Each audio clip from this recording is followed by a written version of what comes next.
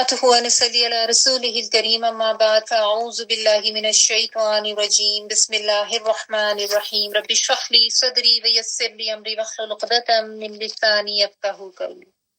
اللهم ارزقني التفكر وتدبر بما يتلوه لساني من كتابك والفهم له والمعرفة بمعانيه والنظر في عجائبه والعمل بذلك ما بقيت إنك على كل شيء قدير آمين اللهم فقهنا فی الدین۔ جی سورت ہود آیت نمبر 25 سے آنورڈز آج ہم نے کرنا ہے، اور کل جو ہم نے آیات کی تھی اس میں ایمان والے جو کہ اہل جنت ہیں ان کی صفات بیان کی گئی تھی کہ ایمان لاتے ہیں، عمل صالح کرتے ہیں اور وہ عاجزی والے ہوتے ہیں، ٹھیک ہے، اور ایسے لوگوں کے لیے جو خوشخبری تھی کہ جنت میں ہمیشہ ہمیشہ رہیں گے۔ اس کے علاوہ پھر دو گروہوں کا موازنہ کر کے بتایا گیا کہ ماننے والے اور نہ ماننے والے دونوں لوگ برابر نہیں ہو سکتے اور دونوں کے انجام میں بھی فرق ہوگا، اور کیا تم نصیحت نہیں پکڑتے۔ کافی تفصیل سے ہم نے کل یہ آیات دیکھ لی تھی۔ اب یعنی جو توحید ہے اس کے ٹاپک کو کافی اچھے طریقے سے بار بار اس کے اوپر دلائل دے کے اس کو واضح کر دیا گیا، جس میں آپ کو پتہ ہے مکی صورتوں میں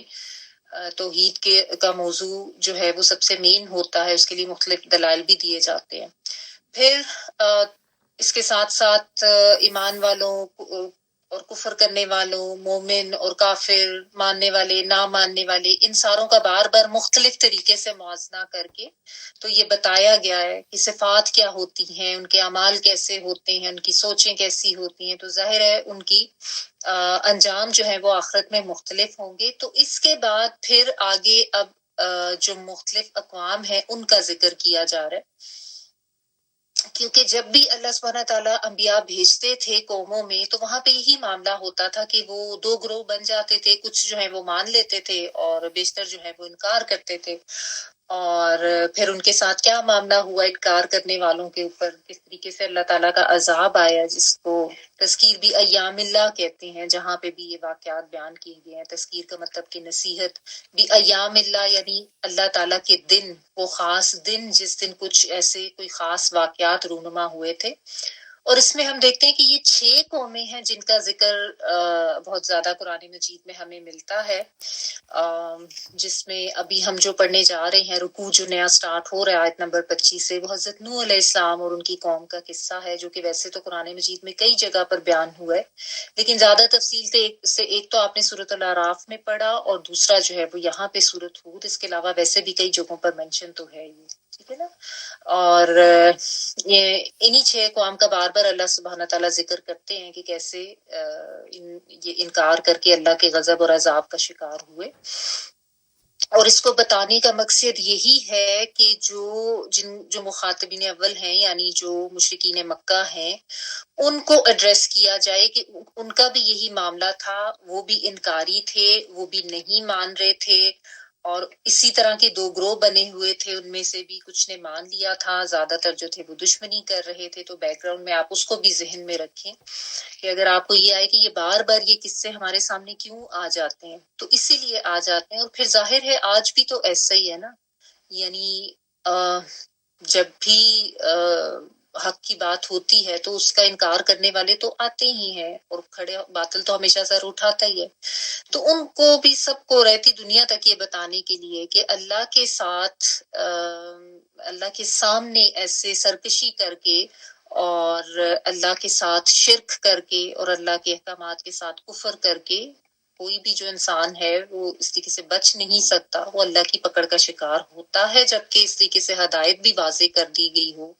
اور ہدایت کا بندوبست تو اللہ سبحانہ تعالیٰ نے ہر دور میں کیا۔ تو یہاں سے میں آیت نمبر 25 پڑھ رہی ہوں۔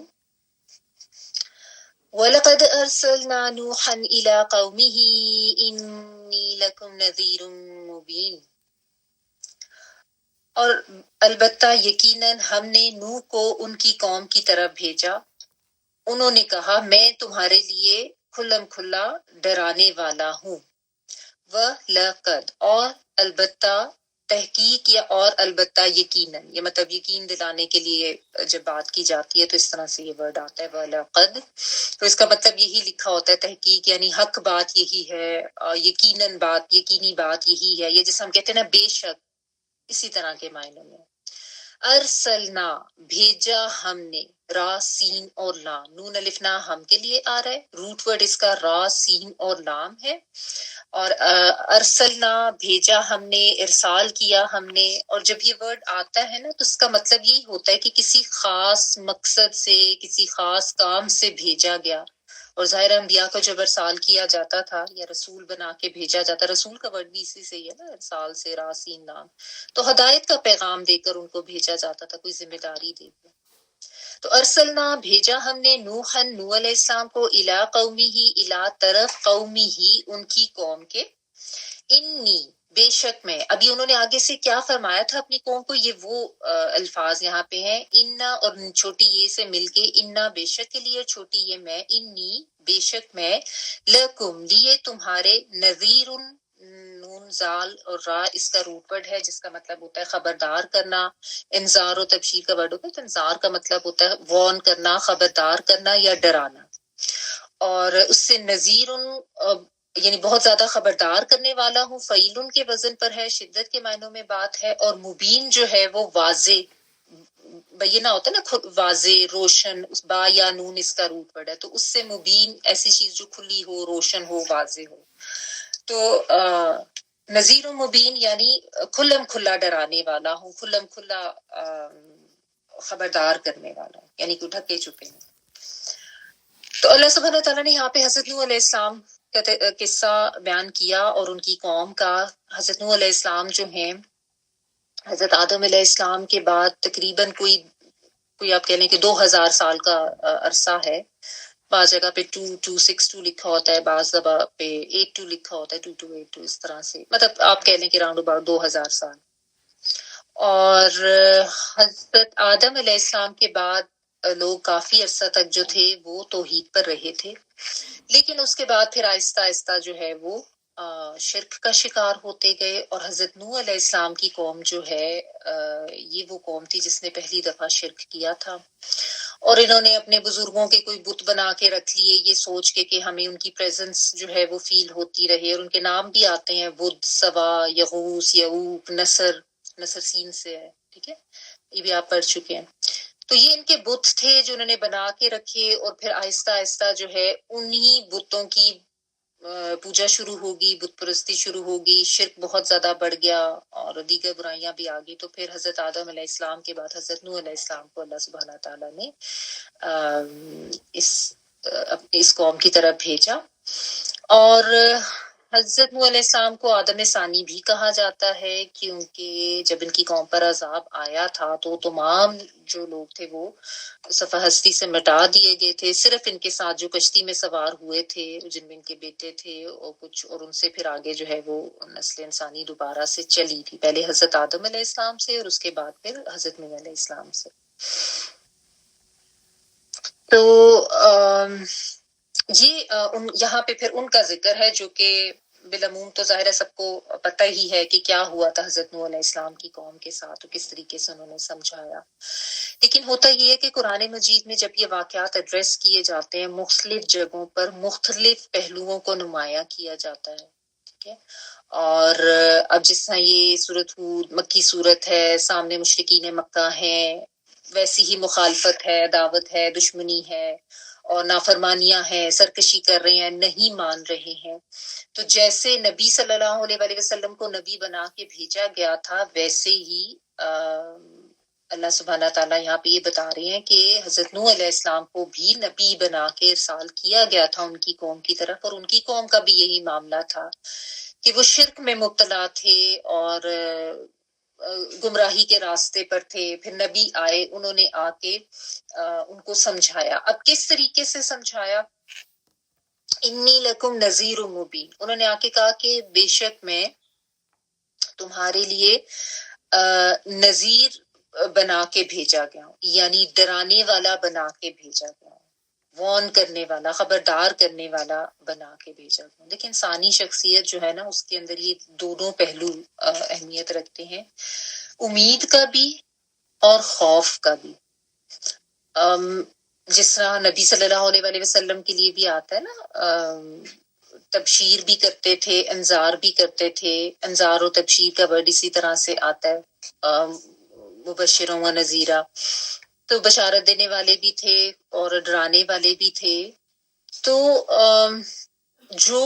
امید کا پہلو ہوتا ہے نا، اس کو یہ تبشیر جو ہے وہ ایڈریس کرتی ہے، یعنی خوشخبری دینا، کچھ اچھی بات بتانا، کچھ ریوارڈ کا بتا کے انسان کو امید ہوتی ہے، جو تحریک دیتی ہے انسان کو عمل کرنے کے لیے. یعنی انسان کے جو اعمال ہوتے ہیں ان کے پیچھے کچھ عوامل، کچھ عناصر ہوتے ہیں جو تحریک دیتے ہیں، جو محرک بنتے ہیں. تو ان میں امید بھی ہوتی ہے اور ان میں ڈر یا خوف کا ایلیمنٹ بھی ہوتا ہے. ٹھیک ہے نا. تو یہ جو انذار ہے نا، یہ خوف یا ڈر کے پہلو کو یہ ایڈریس کرتا ہے، جس میں وارن کیا جاتا ہے، خبردار کیا جاتا ہے، عذاب کا بتا کے ڈرایا جاتا ہے. اور مؤثر تبلیغ کے لیے انذار اور تبشیر دونوں ہی ضروری ہیں. ٹھیک ہے. اس لیے جتنے انبیاء آئے تھے دونوں ہی طرح کے جو پہلو تھے ان کی تبلیغ کا حصہ رہے ہیں. آپ صلی اللہ علیہ وسلم کی بھی جو تبلیغ تھی اس میں اگرچہ تبشیر کا پہلو زیادہ نمایاں تھا، یعنی بشارت سے ہے نا تبشیر، یعنی خوشخبری دینا. تبشیر کا پہلو زیادہ نمایاں تھا، لیکن آغاز جو ہے وہ انذار سے ہی کیا گیا تھا تبلیغ کا. یعنی جب نبی صلی اللہ علیہ وسلم کو کہا گیا قم فانذر، پہلی وحی تو آ گئی نا غار حرا میں، اس کے بعد پھر قم فانذر، کھڑے ہو جاؤ اور خبردار کرو، ڈرا دو، وارن کر دو. قم و بشر نہیں کہا گیا پہلے، کہ پہلے جو ہے ایک دم سے انسان کو چونکانے کے لیے یا اس کو ایک دم سے آپ کہہ لیں کہ اس کا ذہن جھنجھوڑنے کے لیے یہ طریقہ جو ہے وہ زیادہ مؤثر ہوتا ہے. کیونکہ آپ دیکھیں نا، جس طرح میں نے پہلے بھی یہ اگزامپل دی تھی کہ آپ فرض کریں کسی کمرے میں بیٹھے ہوئے ہیں، جیسے ابھی آپ ہی کلاس لے رہے ہیں، سب ایک کمرے میں بیٹھ کے لے رہے ہیں، اور let's suppose somebody comes and says کہ جی وہ فلاں جگہ پہ بھی ایک کلاس ہو رہی ہے، آپ وہ لے لیں جا کے. تو یوزلی لوگوں کا رویہ ہوگا کہ ٹھیک ہے قرآن ہی سننا ہے نا، ہم یہاں سے سن رہے ہیں، تو وہ سب اسی کمرے میں رہیں گے. اس کے برعکس اگر آ کے کوئی یہ اعلان کر دے کہ اس کمرے میں تو کہیں بوم چھپا ہوا ہے، سب اٹھ کے بھاگ جائیں گے. ٹھیک ہے نا. ایک ڈر یا خوف کا ایلیمنٹ. زلزلے میں کیا ہوتا ہے، سب خوف سے ایک دم اپنی وہ گھر جن کو ہم بڑا محفوظ سمجھ رہے ہوتے ہیں تو ہم نکل کے بھاگ جاتے ہیں نا اس سے. یا فرض کریں کوئی ڈرائیو کر رہا ہے، اس کو آپ کہہ دیں کہ یہ راستہ تو ٹھیک ہے لیکن تم فلاں راستہ لے لو، وہ بھی اچھا ہے، تو وہ اتنا شاید اس کو دھیان نہ دے اس کے اوپر کہ ٹھیک ہے جس راستے پہ جا رہا ہوں. لیکن اگر کوئی اس کو یہ کہے کہ یہاں پہ آگے لینڈ سلائڈنگ ہونے والی ہے، تو اس خوف کی وجہ سے وہ ڈیفینیٹلی اپنا راستہ جو ہے وہ بدلے گا نا. تو یعنی یہ جو انذار کا پہلو ہے نا، یہ اس لیے بہت زیادہ امپورٹنٹ ہوتا ہے کہ ظاہر دیکھیں اللہ سبحانہ تعالیٰ خالق ہے نا، اور اللہ تعالیٰ کو اپنی مخلوق کا بہت اچھی طرح سے پتا ہے کہ یہ دونوں ہی پہلو ضروری ہوتے ہیں. اور پھر انسانوں کی بھی فطرت میں فرق ہوتا ہے، کچھ جو ہے وہ تبشیر سے ہی ٹھیک ہو جاتے ہیں اور کچھ کے لیے انذار ضروری ہوتے ہیں. تو نبی صلی اللہ علیہ وسلم کو بھی جب کہا گیا قم فانذر، اور پھر آپ صلی اللہ علیہ وسلم نے باقاعدہ یعنی جب تبلیغ کا آغاز کیا تھا تو کیسے کیا تھا؟ پہاڑ پہ چلے تھے جبل ابو قبیس پہ، اور وہاں پہ چڑھ کے پھر آپ صلی اللہ علیہ وسلم نے یا صباحہ کی صدا بلند کی تھی. یا صباحہ جو ہے نا، یہ اس میں عرب کے لوگوں میں یہ ہوتا تھا کہ جب صبح صبح کوئی حملہ کرتا تھا نا، تو یہ لفظ، اور اس لفظ کے اندر ایک ڈراوا، ایک وارننگ ہوتی تھی، ایک آپ کہہ لیں کہ الرٹ کرنے والی بات ہوتی تھی کہ کچھ ہو گیا ہے. کیونکہ اس زمانے میں یہی ہوتا تھا کہ صبح صبح کے وقت اٹیک کرتے تھے دشمن جو ہوتے ہیں، کہ جب لوگ جو ہے وہ غفلت کی نیند سو رہے ہیں. تو آپ صلی اللہ علیہ وسلم نے ایسے ہی کیا تھا، اور جب سب لوگ اکٹھے ہوئے تو ان کو کہا کہ اگر میں تمہیں یہ بتاؤں کہ اس کے پیچھے دشمن کی فوج ہے تو تم مان لو گے؟ تو کہیں گے کہ ہاں یقیناً مان لوں گے. تو آپ صلی اللہ علیہ وسلم نے کہا کہ میں تو تمہیں اس سے بھی زیادہ بڑے خطرے سے خبردار کرنے کے لیے بھیجا گیا. اور پھر آپ صلی اللہ علیہ وسلم نے جو ہے وہ تبلیغ کی اور توحید کا پیغام اور آخرت سے ڈرایا اور آخرت کے عذاب سے ڈرایا، اس طرح سے. ٹھیک ہے نا. تو اس لیے دیکھیں یہاں پہ بھی جو بات کی انی لکم نذیر مبین، میں تمہارے لیے کھلم کھلا ڈرانے والا ہوں. کھلم کھلا یعنی میں کچھ ڈھکے چھپے یہ پیغام نہیں دے رہا کہ یہ کچھ چھپا کے دینے والی بات ہے، یا مجھے کوئی ڈر ہے، یا میں کچھ غلط کہہ رہا ہوں. جو بندہ غلط بات کر رہا ہو یا کانفیڈنٹ نہ ہو تو وہ ڈر کے یا چھپ کے بات کرے گا نا. تو کہنے کا مطلب یہ ہے کہ میں تو اوپنلی یہ بات کر رہا ہوں، کیونکہ اللہ سبحانہ تعالیٰ کی طرف سے مبعوث کردہ نبی تھے، تو ظاہر ہے انہوں نے اللہ کا پیغام کھلے عام ہی پہنچانا تھا، کسی سے ڈر کے تو نہیں پہنچانا تھا. ٹھیک ہے، تو خبردار کرنے کے طریقے سے انہوں نے آغاز کیا اور بتایا. بات پھر آگے کیا کی خبردار کرنے کے بعد یا ڈرانے کے بعد؟ اللہ تعبدوا الا اللہ انی اخاف علیکم عذاب یوم علیم، کہ تم اللہ کے سوا کسی کی عبادت نہ کرو، میں تم پر دردناک دن کے عذاب کا خوف رکھتا ہوں. ان کے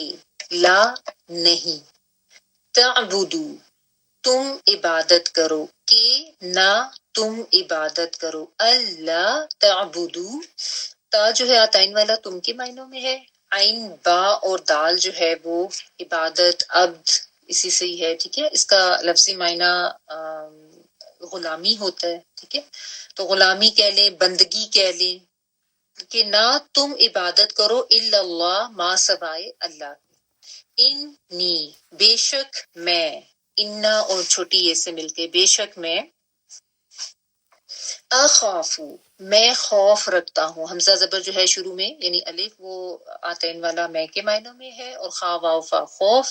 میں خوف رکھتا ہوں علیکم، الا اور کم سے مل کے بنا ہے. کم جو ہے وہ پلورل کے لیے آتا ہے، پلورل تم کے لیے،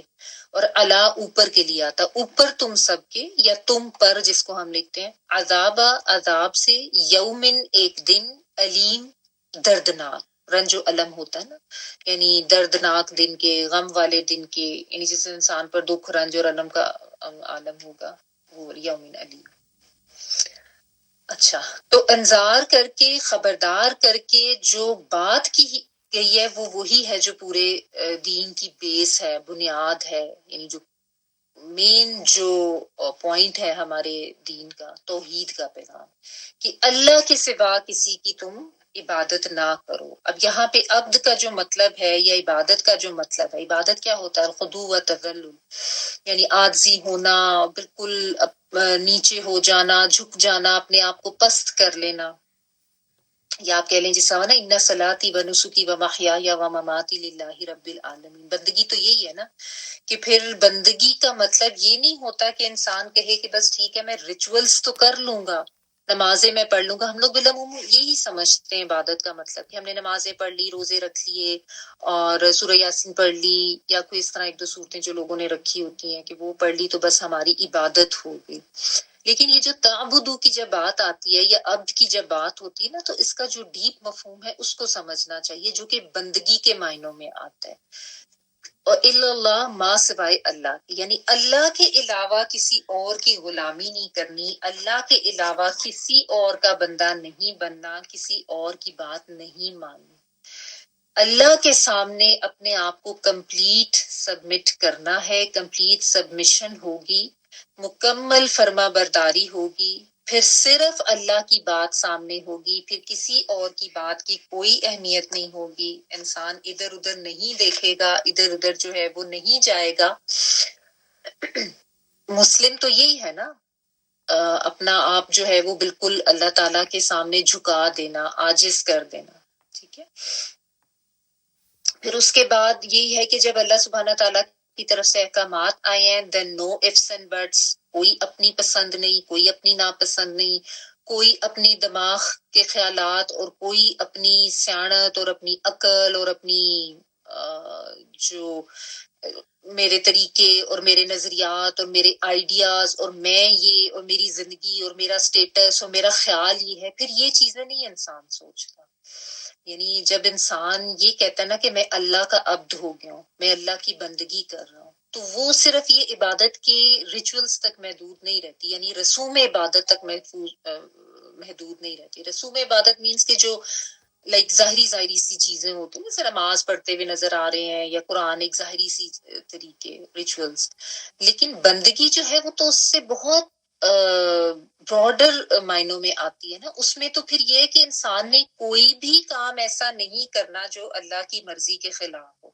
یعنی ایک نماز اور دو نمازوں کے درمیان بھی جو وقت ہے اس میں بھی انسان کو رہے یاد کہ میں اللہ کا بندہ ہوں، میں اس کا عبد ہوں. یہ نہیں کہ اس دوران انسان حرام بھی کما رہا ہے اور اس دوران ظلم بھی کر رہا ہے اور اس دوران بد اخلاقی بھی کر رہا ہے اور اس کے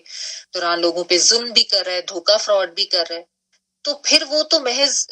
رسوم رہ گئی نا عبادات کی، وہ بندگی تو نہ ہوئی. بندگی یا غلامی یہی ہوتی ہے کہ پھر کوئی بھی کام اللہ کی مرضی کے بغیر نہیں. کہ دیکھیں نا، ایک غلام جو ہوتا ہے اس کی اپنی تو کوئی مرضی نہیں ہوتی، وہ تو اس کا جو مالک کہتا ہے وہ وہی کرتا ہے. اس کا پھر یعنی جو نظریہ اور اس کی سوچ اور اس کی زندگی کا طریقہ وہ بالکل پھر اللہ سبحانہ تعالیٰ کی مرضی کے مطابق ہی ہوتا ہے. پھر اس کو یہ نہیں ہوتا کہ اب مجھے نقصان ہو جائے گا زندگی کا، یا اب میں کیا کروں، میرے ساتھ یہ ہو جائے گا، لوگ کیا کہیں گے، مجھے یہ چھوڑنا پڑے گا، مجھے وہ تبدیل کرنا پڑے گا. اور یہ بھی نہیں ہوتا کہ پھر وہ کہے کہ ہائے اس میں تو اگر میں نے ایسے کر لیا تو یہ تو بڑا لاس میرا ہو جانا ہے اور لوگ کیا کہیں گے. مطلب یہ چیزیں پھر اس کے ذہن میں نہیں آتی، نہ کوئی مالی نقصان، نہ کوئی جذباتی لحاظ سے دھچکا. اس کو پھر کوئی ان چیزوں کی پرواہ نہیں ہوتی. اس کو بس یہ پتا ہوتا ہے کہ میں نے اللہ کو خوش کرنا ہے. یہ نہیں ہوتا کہ ایک نماز پڑھ لی، دوسری نماز پڑھ لی اور اس کے درمیان جو ہے بندگی کو چھوڑ دیا. کیونکہ بندگی صرف رسوم عبادت کا نام نہیں ہے. ہم لوگ عموماً یہی سمجھتے ہیں کہ تعبدو کا مراد ہے تم عبادت کرو، لیکن عبادت کا مطلب کیا ہے اس کو سمجھنے کی ضرورت ہے. ہر چیز میں انسان کو یاد رہے، کسی سے بات کرتے ہوئے، کسی سے ڈیل کرتے ہوئے، اپنی روزی روٹی کماتے ہوئے، اپنے کاروبار کرتے ہوئے، جاب کرتے ہوئے، اپنے گھر والوں کے ساتھ، افراد کے ساتھ، گھر والوں کے ساتھ معاملات کرتے ہوئے ہر وقت انسان کو یہ یاد رہے کہ میں اللہ کا عبد ہوں، میں کوئی غلط کام تو نہیں کر رہا. یعنی ایک بہت زیادہ الرٹ ہو کے پھر زندگی گزارتا ہے انسان کہ کہیں میں اللہ کو ناراض تو نہیں کر رہا. تو یہ ہوتی ہے اصل عبدیت، یا یہ ہوتی ہے اصل بندگی. ٹھیک ہے. ورنہ تو بہت سے لوگ ہیں نمازیں پڑھتے ہیں لیکن ان کی جو زندگی کے طور طریقے ہیں ان کی اپنی مرضی کے مطابق ہوتے ہیں. تو جب کمپلیٹ سبمیشن ہوگی تب اصل بندگی ہوگی، اور وہ وہی کر سکتا ہے جو جس میں وہ مخبتین والی جو صفات ہوتی ہیں، اخبتو والی بات جو ہم نے کل پڑھی تھی نا، کہ جن میں عاجزی ہوتی ہے نا، جو اپنے آپ کو کچھ نہیں سمجھتے وہی اپنا آپ اس طریقے سے سبمٹ کرتے ہیں، وہی اللہ کی بات کے آگے ایسے جھکتے ہیں، اور ان کو ہی اللہ کی ذات کی بڑائی کا صحیح احساس ہوتا ہے نا. تو جب اللہ کی ذات کی بڑائی کا احساس ہوتا ہے تو اپنے کم تر ہونے کا بھی احساس ہوتا ہے. تو پھر انسان کو یہ بہت اچھی طرح سے پتہ چل جاتا ہے کہ اللہ کے احکامات کے آگے میری بات، میرا نظریہ یا میری سوچ یا میرا خیال وہ کوئی معنی نہیں رکھتا، اس کی کوئی اہمیت نہیں ہے. تو جب یہ عاجزی ہوتی ہے تب ہی اصل معنوں میں بندگی ہوتی ہے. ورنہ جب یہ، اسی لیے عبادت الخضوع و تذلل جو میں نے بتایا نا کہ نرمی، عاجزی، جھک جانا، اپنے آپ کو پست کر دینا، اپنے آپ کو کم تر سمجھنا. اور یہی ہوتا ہے نا پھر جب ہم اپنا، اگر جو یہ رسم عبادت ہے اس میں بھی تو ہمیں یہی سکھایا جاتا ہے نا. نماز میں ہماری کیا ٹریننگ ہوتی ہے کہ ہم اپنی چہرہ اور چہرے کا بھی سب سے اہم حصہ پیشانی جب ہم زمین پہ رکھتے ہیں تو اس کے پیچھے مطلب کیا ہوتا ہے کہ انسان دیکھے نا، اس کے اپنا ناک، ہم کہتے ہیں نا اس کی ناک بڑی اونچی ہے، اپنی ناک کی بڑی پرواہ ہے اس کو، تو اس پیشانی اور ناک یہ انسان کے لیے بڑے اہم ہوتے ہیں. تو انہی کو ہی تو انسان اللہ کے سامنے زمین پہ رکھ دیتا ہے. تو اس کا مطلب یہی ہوتا ہے کہ میرے لیے میری اپنی کسی بات کی، اپنی کسی پسند ناپسند کی کوئی اہمیت نہیں ہے اللہ کی پسند، اس کی خوشنودی اور اس کے حکم کے آگے. اصل جو آپ کہہ لیں کہ ایسنس ہے نا عبادت کی، روح آپ کہہ لیں، اس کو تو ہم سمجھتے ہی نہیں ہے نا. ہم لوگوں نے تو بس وہی بنایا ہوا ہے کہ وہ جلدی جلدی سجدے کر لیے، جس طرح وہ آتا ہے کہ جی ٹھونگے مار لیے ایسے جلدی جلدی، اور جلدیوں میں پڑی، دھیان ہے نہیں ہے. ہم تو سمجھتے ہی نہیں ہے کہ اس نماز کو جو ہمارے پر فرض کیا گیا تو اس کا مقصد کیا ہے، یا میں اپنا سر جھکا رہا ہوں تو اس کا مقصد کیا ہے. تو اصل جو یہ تو صرف ایک ظاہری طور پر آپ کہہ لیں کہ ٹریننگ کرائی جاتی ہے نا، اس کے پیچھے کیا ریزن ہے، اس کے پیچھے جو ایسنس ہے، جو روح ہے یا فلسفہ کیا ہے اس عبادت کا، وہ یہی ہے کہ انسان کو یہ احساس دلایا جائے کہ میں اللہ کا عبد ہوں، اللہ کا بندہ ہوں، میری پیشانی، میرا سر، میری ناک سب اللہ کے سامنے جھکی ہوئی ہے۔ جب ہم جا کے عمرہ حج پہ جو طواف کرتے ہیں نا، اس کا بھی مقصد یہی ہوتا ہے کہ ایک مسلمان کی زندگی جو ہے وہ اللہ سبحانہ تعالیٰ کی احکامات کے ارد گرد ہی گھومتی ہے، اللہ تعالیٰ کی ذات کی طرف ہی اس کی نظر ہوتی ہے، کمپس کی سوئی کی طرح، جدھر اللہ کا حکم آیا ادھر ہی مڑ گئے، اپنی طرف نہیں جاتے۔ یہ ساری جو عبادات کی رسومات ہیں یہ ہمیں یہ ٹریننگ دینے کے لیے، جس طرح اسکول میں ہم پی ٹی وغیرہ کرتے تھے نا، وہ فزیکل ایجوکیشن کا ہے، تو وہ بظاہر جو نظر آ رہا ہوتا وہ تو ایک فزیکل ایکٹیویٹی ہوتی تھی، لیکن اس کا مقصد یہ ہوتا تھا کہ جسم جو ہے وہ ہیلدی رہے، یا برین جو ہے وہ تھوڑا سا الرٹ ہو جائے، ہیلدی ہو جائے۔ تو اسی طرح یہ جو رسوم ہے عبادات کی، ان کے پیچھے جو فلسفہ ہے اس کو سمجھنے کی ضرورت ہے۔ تو یہ اللہ تعبدو، یا تم عبادت کرو یا تم اللہ کے سوا کسی کی نہ عبادت کرو، اس کا مطلب صرف ریچولز نہیں ہوتا، اس چیز کو سمجھنے کی ضرورت ہے، اور پھر اپنے انالیسس کرنے کی ضرورت ہے کہ کیا میں بھی واقعی مکمل طور پہ اللہ کے عبد میں کی عبدیت میں اپنے آپ کو دیتی ہوں، یا میں اللہ کا عبد ہوں مکمل طور پہ، میں اللہ کی غلامی میں ہوں، یا کہیں نہ کہیں کسی نہ کسی موقع پر میرا نفس، میری پسند، میری خواہش، یہ چیزیں میرے آڑے آتی ہیں۔ اگر تو ایسا ہے تو پھر وہ کمپلیٹ سبمیشن نہیں ہے، ٹھیک ہے نا، تو اس کو پھر ٹھیک کرنے کی ضرورت ہے۔ اور پھر ساتھ وہی دیکھیں کہ پھر ڈراوا دیا گیا، مین بات جو ہے تو ہی، کیونکہ دیکھیں سب سے پہلا پیغام ہی یہ تھا نا، ہر نبی کا پیغام یہ تھا، اور سب سے مین بات ہی یہ، یا باقی چیزیں تو گھومتی اس کے ارد گرد ہے نا، کہ سب سے پہلے انسان یہ تو سمجھ لے کہ یہ جو خالق ہے میرا، یہ مالک ہے اور یہی معبود ہے، اور کسی کے پاس نہیں جانا۔ تو جب یہ آئیڈیا ٹھیک ہوگا اور یہ نظریہ اس میں جو غلط چیزیں ہیں وہ دور ہوں گی، اس کے بعد ہی باقی چیزیں آئیں گی نا۔ جب وہ اللہ کو ایک معبود واحد مانے گا تب وہ بندگی کی طرف آئے گا اور دیگر کام کرے گا نا۔ جب اس نے اتنے قسم کے الہ کو ماننا ہے تو پھر تو کبھی اس کی بات مانے گا، تو کبھی اس کو خوش کرے گا، تو کبھی دوسرے کو خوش کرے گا، پھر وہ ایک اللہ کی بات کو تو اہمیت ہی نہیں دے گا نا۔ اور پھر اس میں بھی دیکھیں ڈراوا دیا گیا ہے دردناک دن کا، وہی بات نا، انی لکم نذیر مبین کہہ کے بات شروع کی گئی، اور یہ کہا گیا کہ میں تمہیں دردناک عذاب کے دن سے ڈراتا ہوں، کہ یعنی ڈر جاؤ کہ جس دن اللہ کی پکڑ آ گئی، اللہ کا عذاب آ گیا تم پہ، تو اس دن پھر تم میں سے کوئی نہیں بچ سکے گا۔ اور جو بھی اللہ کے پیغامات پہنچانے کے باوجود اس سے سرکشی کرے گا، انکار کرے گا اور اپنی روش پہ قائم رہے گا گمراہی کی، تو وہ اللہ کے عذاب کا شکار تو ہوگا۔ تو اس طریقے سے حضرت نوح علیہ السلام نے انذار کر کے اپنی قوم کو سمجھایا اور ان کو اس برے دن سے ڈرایا۔ فقال الملأ الذین، آگے دیکھیں آیت نمبر 27 پڑھی، فقال الملأ الذین کفروا من قومه ما نراک الا بشرا مثلنا وما نراك اتبعك الا الذین هم اراذلنا بادی الرأی وما نرى لكم علينا من فضل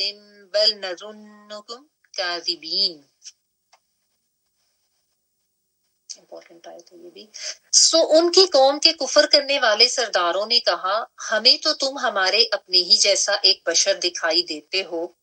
اور ہم نے کسی کو تمہاری پیروی کرتے ہوئے نہیں دیکھا ماں سوائے ہمارے چند سطحی رائے رکھنے والے پست اور حقیر لوگوں کے، اور ہم تمہارے اندر اپنے اوپر کوئی فضیلت یا برتری نہیں پاتے ہیں، بلکہ ہم تو تمہیں جھوٹا سمجھتے ہیں۔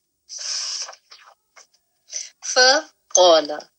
تو قال کہا، کس نے کہا؟ الملأ الذین، ملأ کا روٹ پر یہ ہوتا ہے میم لام اور حمزہ، جس کا مطلب ہوتا ہے بھر جانا، مل ان جو ہے نا، تو یہ سرداروں کے لیے آتا ہے، کیونکہ سردار اور وڈیرے اور یہ جو مطلب اس طرح سے ہوتے تھے، اپنی قوم کے جو بڑے بنے ہوتے تھے، بالعموم یہی ہوتا تھا کہ لوگ ان سے ڈرتے تھے، خوف ہوتا تھا ان کا، ایک ان کی امارت کا، ان کے رتبے کا، اور جو بھی ان کے طور طریقے ہوتے تھے، تو اس سے دل ڈر سے، خوف سے بھر جاتا تھا، تو اس لیے یہ ورڈ آتا ہے۔ الذین، ان لوگوں کے، کفروا، جنہوں نے کفر کیا، من قومہ، اس کی قوم میں سے، یعنی ہی سے مراد حضرت نوح علیہ السلام. ماں نہیں، یہاں پہ ماں کا ترجمہ نہیں ہوگا کیونکہ آگے اللہ آ رہا ہے، ویسے ماں کا ترجمہ جو ہوتا ہے. نہ رو کا، ہم دیکھتے ہیں تمہیں. نون جو ہے آتین والا ہم کے معنوں میں، را حمزہ یا دیکھنا اس کا روٹ ورڈ ہے. رویت کا ورڈ ہوتا ہے نا، رویت حلال دیکھنے کے لیے آتا ہے، اور کا سنگل تم کے لیے آتا ہے. ماں نرا کا نہیں ہم دیکھتے ہیں تمہیں، اللہ مگر بشرن ایک انسان، مثلنا مثل ہمارے، نون الف نا ہم کے لیے. و ماں اور نہیں، نہ رو کا ہم دیکھتے، اتبع کا کہ پیروی کی تمہاری. جب آپ اس ورڈ کو سیپریٹلی پڑھیں گے تو اتبع کا پڑھیں گے، تو تابع عین اتباع کرنا، پیروی کرنا، فالو کرنا، اور کا سنگل تم کہ پیروی کرتے ہیں تمہاری. اللہ ماسوائے الذین وہ لوگ جو ہم وہ ارازلنا رزیل را زال اور لام جیسے ورڈ تو یہ مطلب اس معنی میں جیسا ہمارے ہاں تو یہ جو ورڈ ہے رزیل یہ برے اس میں آتا ہے نا، نیگیٹو اس میں، لیکن اس کا مطلب یہ حقیر لوگ، جو کم تر، جو پست طبقہ ہوتا ہے نا، وہ مراد ہے. ارازل نا نون الف نا مطلب یہ کوئی گالی کے معنوں میں نہیں ہے، یہ بتایا جا رہا ہے کہ جو غریب غربا ہے، اور نون الف نا ہم کے لیے آتا ہے. ارازلنا حقیر پست ہم میں سے، یعنی ایسے لوگ جن کی کوئی ایسا مرتبہ سٹیٹس نہیں ہوتا. بادیہ رأی، بادیہ کا روٹ ورڈ جو ہے وہ با دال اور واؤ، دو بدو ہوتا ہے نا، سامنے آنا، ظاہر ہونا. اور الرأی جو ہے یہ رویت سے ہی ہے، را حمزہ یا دیکھنے کے لیے آتا ہے. تو بادی اور رأی کا مطلب ہے بظاہر دیکھنے میں، یا ظاہریت دیکھنے والے، سطحی رائے رکھنے والے، یعنی جو ڈیپ ڈاؤن نہیں جاتے ہیں، جو بس اوپر اوپر سے دیکھتے ہیں، یعنی جن کی کوئی ایسا فہم ان کا نہیں ہے، یا سوچ ان کی نہیں ہے. وما اور نہیں، نہ رو ہم دیکھتے، لکم لیے تمہارے، علی نا اوپر ہمارے، اللہ اور نا سے مل کے، من فضل کوئی فضل. فضل جو ہے وہ ایکسٹرا زائد چیز کے لیے آتا ہے.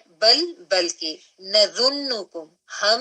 گمان کرتے ہیں تم کو. ظن ہوتا ہے نا، زوئے نون نون گمان، یا ہم سمجھتے ہیں، نون ہم کے لیے، زوئے نون نون سمجھنا، کم تم سب کو،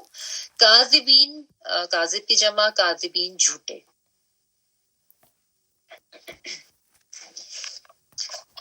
اب جب انہوں نے اپنی قوم کو جب سمجھایا تو آگے سے اب قوم کا جواب جو ہے وہ کیا آ رہا ہے، وہ یہاں پہ بتایا جا رہا ہے. اور جواب بھی جو ہے وہ قوم کے جو بڑے بڑے جو سردار تھے ان کی طرف سے دیا جا رہا ہے نا. یعنی عموماً یہی ہوتا تھا کہ، اور ابھی بھی یہی ہوتا ہے کہ یہ جو ہائی اسٹیٹس کے لوگ، یا جن کے کوئی خاص، جن کے پاس کوئی مرتبہ ہوتا ہے، کوئی سرداری ہوتی ہے،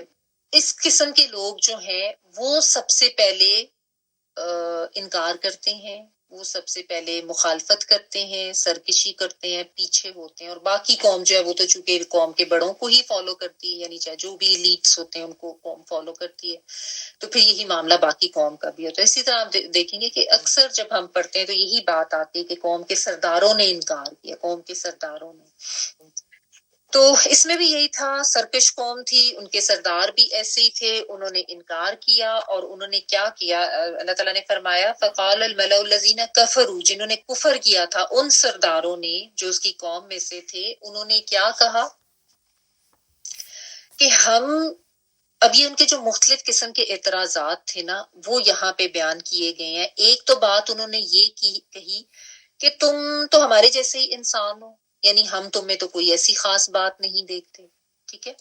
دوسری انہوں نے یہ بات کی کہ ہم دیکھتے ہیں کہ تمہارے جو اتباع کرنے والے لوگ ہیں وہ تو عام شام غریب غربا لوگ ہیں، کوئی خاص لوگ نہیں ہیں. اور پھر ہم یہ بھی دیکھتے ہیں کہ تمہیں ہمارے اوپر تو کوئی فضیلت حاصل نہیں ہے، یعنی تمہارے پاس نہ کوئی سرداری ہے، نہ تمہارے پاس کوئی مال و دولت ہے، تو ہم تو تمہیں جھوٹا ہی کہتے ہیں.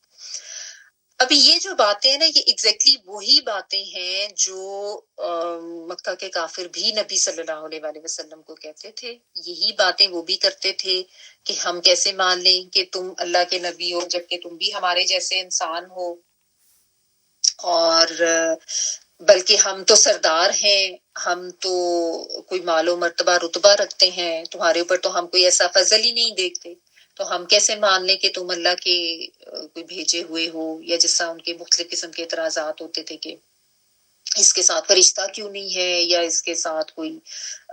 کتاب ایسے کوئی لکھی ہوئی کیوں نہیں نازل ہوئی، یا اس قسم کے جو بھی ان کے اعتراضات تھے نا. تو یہ باتیں، اس طرح کی باتیں جو ہے نا ہر دور میں انبیاء کو کہیں گئی، ان کو سننے کو ملی کہ تم تو ہمارے جیسے انسان ہو. حالانکہ دیکھیے اس لوگ یہ نہیں تھے سمجھتے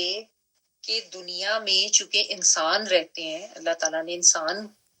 جیسی مخلوق بنا کے دنیا میں انسان بستے تھے، تو ہدایت تو انسانوں کی مقصود تھی نا، تو اس کے لیے کسی جن یا فرشتے کو تو رسول بنا کے نہیں بھیجا جا سکتا تھا.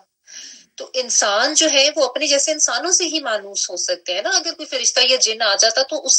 کی جن آ جاتا تو ظاہر لوگوں نے اس سے ڈرنا تھا، اور کوئی فرشتہ ہوتا تو لوگوں نے کہنا تھا کہ ہم کوئی فرشتے تھوڑی ہیں، یہ تو اس لیے عمل کر سکتا ہے، تو ہمارے لیے تو چیز کا قابل عمل نہیں ہے. ٹھیک ہے نا. اور پھر ظاہر انسان اپنی جو اپنا ہم جنس جو ہوتا ہے اسی کے ساتھ انسان کمفرٹیبل رہتا ہے نا. تو یہ اعتراضات نبی صلی اللہ علیہ وآلہ وسلم پر بھی لوگ کرتے تھے، اور اللہ تعالیٰ نے یہاں پہ اسی لیے یہ بتایا کہ حضرت نوح علیہ السلام کی قوم جو تھی وہ بھی ایگزیکٹلی یہی باتیں کرتی تھی، اور آگے دیگر انبیاء کا قوموں کا بھی ذکر آئے گا، تاکہ نبی صلی اللہ علیہ وآلہ وسلم کو بھی ایک طرح کی تسلی ملے کہ یہ کوئی ایسا نیا معاملہ نہیں ہے. ہر دور میں انکار کرنے والوں کا معاملہ مور اور لیس سیم ہی رہتا ہے، اسی طرح کی باتیں ہوتی ہیں کہ تم تو ہمارے جیسے ہو، تمہارے میں تو کوئی ایسی خاص بات نہیں ہے. پھر وہ بھی نبی صلی اللہ علیہ وآلہ وسلم کو یہ کہتے تھے کوئی مال و دولت تو ہے نہیں، اس کے پاس کوئی باغات کیوں نہیں ہے، کوئی نہریں کیوں نہیں ہے، کھجور کے درخت کیوں نہیں ہے. مطلب ان کے نزدیک یہ چیز جو ہے نا بہت اہمیت رکھتی تھی کہ جو بھی کوئی شخص اگر وہ نبی بنا کے بھیجا گیا نا تو اس کے لیے امیر کبیر یا سردار ہونا ضروری ہے، کیونکہ دنیا دار قسم کے لوگ تھے نا. تو ان کے نزدیک یہی تھا، ایک آپ کہہ لیں کہ ایک کرائٹیریا ان کا یہی تھا کہ جو جس کے پاس مال و دولت ہو سکتی ہے نا وہی اللہ کا فضل ہے، اور اسی کو وہ سمجھتے تھے کہ ہمارے اوپر یہ اللہ کا فضل. اس لیے انہوں نے یہ کہا نا کہ وَمَا نَرَىٰ لَكُمْ عَلَيْنَا مِنْ فَضْلٍ، یعنی وہ سمجھتے جس کے پاس مال و دولت ہے وہ تو اللہ کا بہت مقرب ہے، اس کے اوپر اللہ کا فضل ہے، اور جس کے اوپر نہیں ہے تو وہ تو کوئی ایسی خاص ہستی ہے ہی نہیں. تو یہ ان کا خیال تھا. تو یہی انہوں نے کہا کہ نبی صلی اللہ علیہ وسلم کو بھی یہی کہتے تھے. آپ نے کئی جگہ پہ پڑھا، حضرت نوح علیہ السلام کو بھی یہی کہا، پھر ان کو کاذب کہا معاذ اللہ، ان کو کہا کہ ہم تو تمہیں جھٹلاتے، تمہیں جھوٹا سمجھتے، یعنی تم صحیح بات نہیں کر رہے ہو. اور ساتھ ایک اہم بات جو کہ ہر دور میں ہوتی تھی،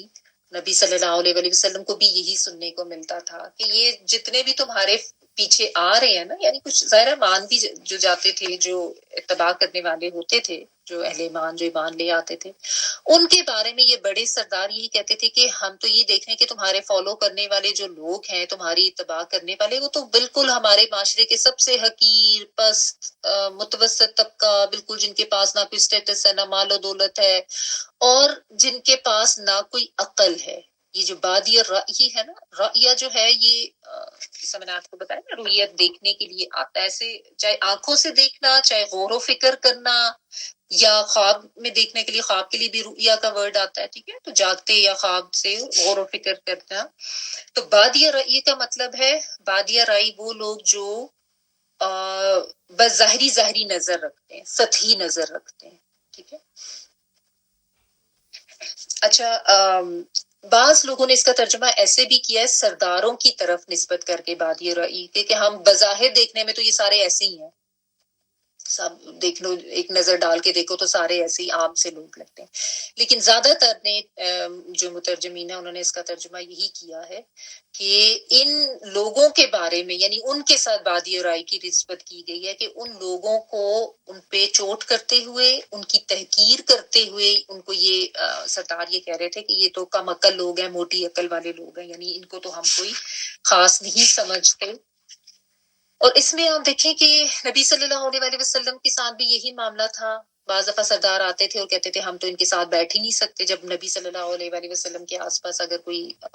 غریب غربا یا مسکین لوگ ہوتے تھے تو وہ کہتے تھے ہم تو ان کے ساتھ بیٹھنا بھی اپنی شان کے خلاف سمجھتے ہیں. ٹھیک ہے نا, کیونکہ یہ تو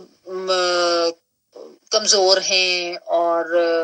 حقیر پست غریب غربا ہے. اور ساتھ بادی اور ایک تو اراذل کہا نا انہوں نے, یعنی جو کمتر ہے ہمارے سے, اور دوسرا بادی اور رائی کو اگر آپ اس طریقے سے سمجھے نا کہ جس طرح تنزیہ کسی کو کہا جاتا ہے موٹی عقل والے, بے عقل لوگ, یعنی جن کی کوئی سمجھ بوجھ نہیں ہے, بے سمجھ بے وقت نہ سمجھ لوگ, جن کی کوئی سوچنے سمجھنے کی صلاحیت ہی نہیں ہے, بے وقوف جن کو بالعموم کہا جاتا ہے. تو وہ سمجھتے تھے کہ شاید نبوت یا اس کی پیروی کرنا, اس کا معیار یہ ہونا چاہیے کہ نبی بھی کوئی بادشاہ ہو یا کوئی مالدار شخصیت ہو اور اس کے جو ماننے والے ہیں وہ بھی کوئی خاص لوگ ہوں, تو ہی یہ حق بات ہو سکتی ہے, ورنہ نہیں. کیونکہ جو دنیا دار انسان ہوتا ہے نا اس کی اپنی سوچ ایسی ہی ہوتی ہے. حالانکہ خود سطحی سوچ رکھنے والے تھے, لیکن اہل ایمان کے بارے میں وہ یہ کہتے تھے کہ یہ تو ایسے ہی موٹی عقل والے بے وقوف سے لوگ ہیں. ٹھیک ہے, یعنی ظاہر بین لوگ ہیں, ظاہری نظر سے دیکھنے والے ہیں, کوئی سمجھ بوجھ تو ان میں ہے نہیں.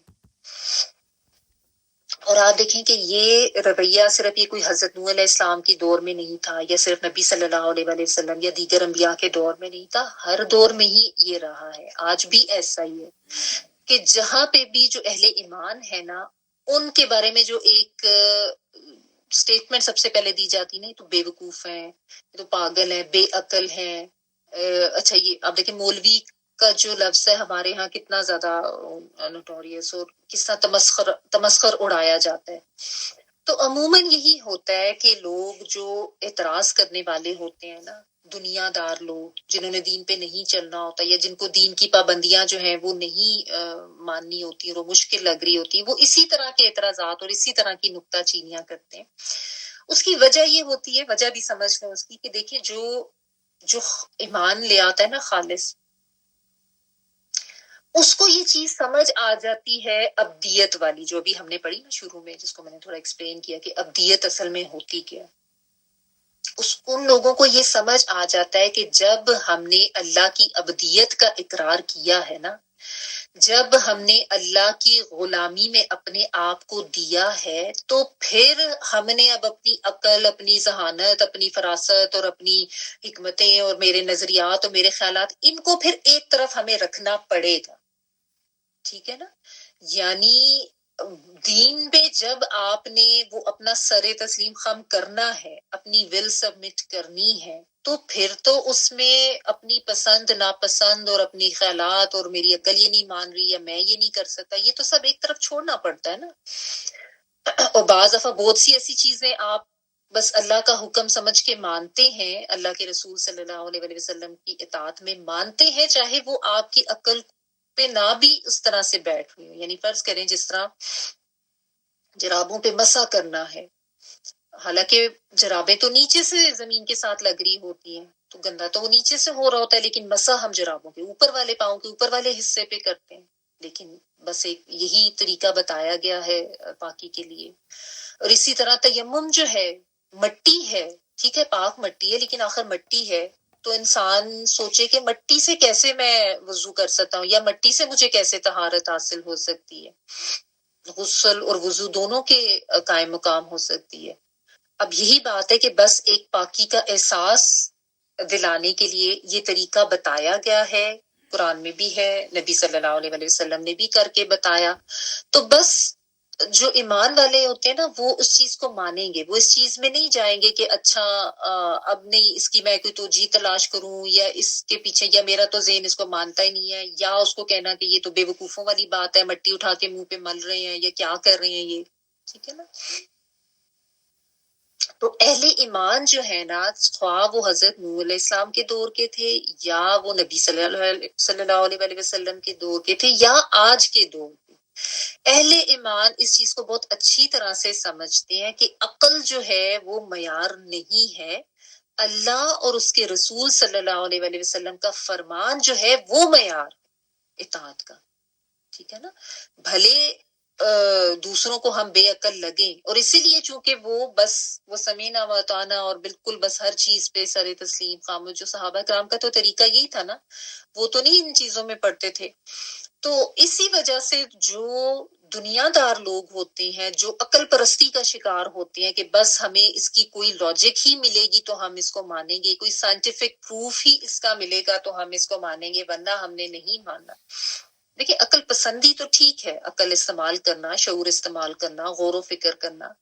لیکن اتنی عقل پرستی کہ بس اب اس کی مجھے کوئی لاجک نہیں ملنی، کوئی سائنٹیفک پروف نہیں ملنا تو میں نے نہیں اس کو ماننا، چاہے وہ قرآن و نبی صلی اللہ علیہ وسلم کی سنت اور حدیث سے ثابت بھی ہے. یہ طریقہ جو ہے یہ غلط ہے اور اس کی کوئی گنجائش نہیں ہے ہمارے دین میں. نبی صلی اللہ علیہ وسلم کی اطاعت کرنی ہی کرنی ہے، اللہ کی اطاعت کرنی ہی کرنی ہے، غیر مشروط، اس میں کوئی انسان اپنے ifs and buts نہیں ڈال سکتا نا، چاہے عقل کو لگ رہی ہے یا نہیں لگ رہی، فوری قبول کرنا. تو یہ معاملہ ہے. اور پھر یہ بھی ہوتا ہے کہ دیکھیں دین کی طرف عموماً جو لوگ آتے ہیں نا، کمزور طبقے کے لوگ زیادہ جلدی آتے ہیں، یعنی جو پس طبقہ یا غربا، اس کی وجہ یہ اگر جب مطلب وہ سمجھ لیتے ہیں، اس کی وجہ یہ کہ ان میں عاجزی ہوتی ہے، اور دنیا کی چونکہ اتنی آسائشیں نہیں ان کے پاس ہوتی تو دنیا کی محبت بھی نہیں ہوتی، کیونکہ یہ جو آسائشیں اور مال یہ سب چیزیں جو ہے نا، یہ حق کو قبول کرنے کی راہ میں رکاوٹ تو بنتی ہے نا، جتنی زیادہ ہوتی ہیں اتنا زیادہ ان میں دلچسپی زیادہ ہوتی ہے، اور اتنا جو ہے وہ نفس موٹا ہوتا جاتا ہے، اتنا انسان مال و دولت اور ان چیزوں کے پیچھے بھاگتا ہے، اور پھر وہ اس کا جو ہے نا وہ سخت ہوتا جاتا ہے دل بھی اور اس کی سوچیں بھی، وہ بس پھر اسی کے پیچھے بھاگتا ہے. اور پھر جو غریب ہوتے ہیں ان کو نہ تو اپنی کوئی سرداری جانے کا یا اپنا کوئی سٹیٹس جانے کا خوف نہیں ہوتا. ٹھیک ہے، تو اس لیے بالعموم یہی ہوتا تھا کہ انبیاء جب پیغام لاتے تھے تو جو پس طبقہ ہوتا تھا وہ جلدی اس طرف آتے تھے، کیونکہ ان میں کوئی تکبر بھی نہیں ہوتا تھا، کوئی خود پسندی نہیں ہوتی تھی نا، فوراً مان لیتے تھے. پھر ان کے رائٹس غصب کیے جاتے تھے، ان پہ ظلم ہوتا تھا، تو وہ لوگ جب دیکھتے تھے کہ کتنا اچھا دین ہے جو ہمیں بھی رائٹس دیتا ہے اور ہمارا بھی کوئی سٹیٹس بنتا ہے، تو وہ اس کی طرف جلدی آتے تھے. اور جبکہ دوسرے جو یہ سردار اور کوئی ہائی سٹیٹس کے ہوتے تھے یہ سب انکار ہی کرتے تھے، یہ سب سرکشی ہی دکھاتے تھے. ٹھیک ہے نا. تو اب ایک بس بات یہ ہے اس میں سمجھنے کی جو لیسن ہے کہ ہم اپنا جائزہ ضرور لے لیں کہ اللہ کے کسی حکم پر ہمارا رویہ کیا ہوتا ہے. کیا ہمارا رویہ سرداروں والا ہوتا ہے یا بادی و رائی والا یا عام کمتر لوگوں والا، اس طرح کا معاملہ ہوتا ہے. کیونکہ جو جھکتا ہے، جو عاجزی اپناتا ہے نا، وہی فوری عمل کی طرف جاتا ہے. اسی لیے کل بھی ہم نے جو اخبتوں کی ڈیٹیلز پڑھی تھی نا کہ ماننے کے لیے عاجزی بہت ضروری ہے. تو جس میں عاجزی ہوگی، اس کا مطلب یہ نہیں ہے کہ جو کوئی امیر طبقہ ہوتا ہے ان میں شاید بالکل ہی عاجزی نہیں ہوتی، مطلب ایک بالعموم کہہ کے بات کی جاتی ہے نا. تو اس لیے یہ اس طریقے سے، اور ہر نبی کے دور میں یہ معاملہ رہا ہے. تو جھکنا، عاجزی دکھانا، اپنی ول کو چھوڑ دینا، اپنی ول سبمٹ کر دینا اللہ تعالیٰ کے سامنے، یہی وہ صفات ہے جو انسان کو خالص ایمان کی طرف، اطاعت کی طرف، فرما برداری کی طرف یعنی عمل کی طرف لے کے جاتے ہیں. اس کے برعکس اکڑنا، تکبر کرنا، خود پسندی، نفس پرستی اور دنیا کی محبتیں، یہ سب چیزیں تو انسان کو انکار کی طرف اور سرکشی کی طرف ہی لے کے جاتی ہیں نا، جو کہ بالعموم یہ سرداروں کا اور نہ ماننے والوں کا رویہ ہوتا تھا. تو یہ بس ہمیں اپنے آپ کو چیک کرنا ہے کہ جب اللہ کا حکم ہمیں پتہ چلتا ہے تو ہم کوئی تعویلیں تو نہیں ڈھونڈتے. دیکھیں یہ تو اعزاز کی بات ہے نا کہ اللہ سبحانہ تعالیٰ کا حکم ہمارے لیے دیا گیا، ہمارے فائدے کے لیے. اللہ سبحانہ تعالیٰ جیسی اتنی اعلیٰ اور عرفہ اور اکبر ذات نے ہمارے لیے یہ کلام اپنی بات ہمارے تک پہنچائی ہماری ہدایت کے لیے. ٹھیک ہے، تو اس پہ تو انسان کو فخر ہونا چاہیے، خوشی محسوس ہونی چاہیے، اور اس پہ شکر کے احساسات ہونے چاہیے، نہ کہ انسان اس میں اعتراضات نکالے یا نکتہ چینیاں کرے یا ڈھونڈتا رہے کوئی طریقے کہ کسی طریقے سے میں ان سے بچ جاؤں. ٹھیک ہے، تو اس طریقے سے. اور پھر یہ بھی، یہ جو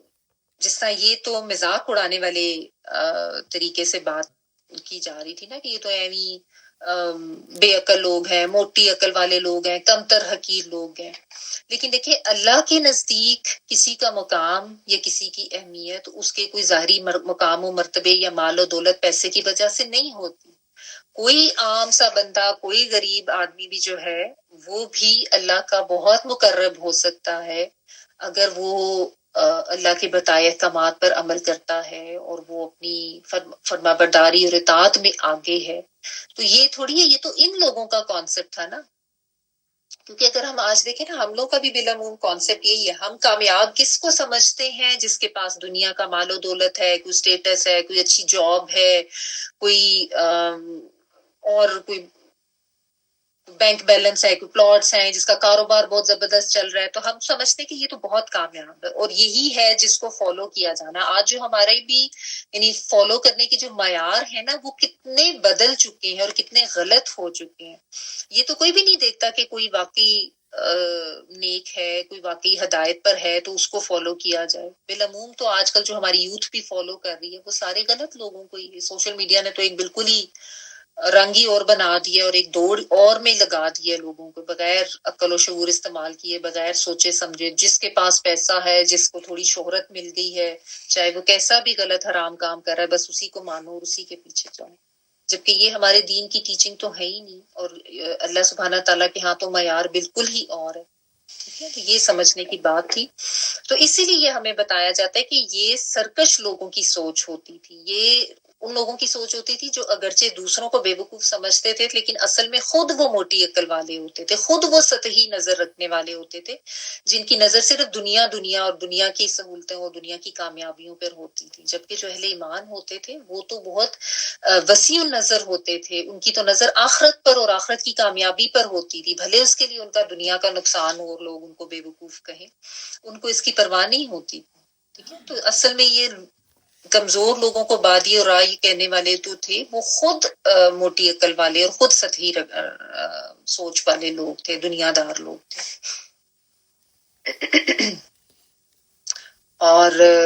ساتھ وہی بات کہ ہم تو تمہارے اوپر کوئی فضل نہیں دیکھتے ہیں. یعنی نبی کو بھی یہ کہتے تھے کہ نہ تمہارے پاس کوئی مال و دولت و فضل ہے، نہ ان لوگوں کے پاس کوئی مال و دولت ہے، تو ہم تو نہیں سمجھتے کہ تم کچھ سچے ہو یا تمہارا لایا ہوا یہ جو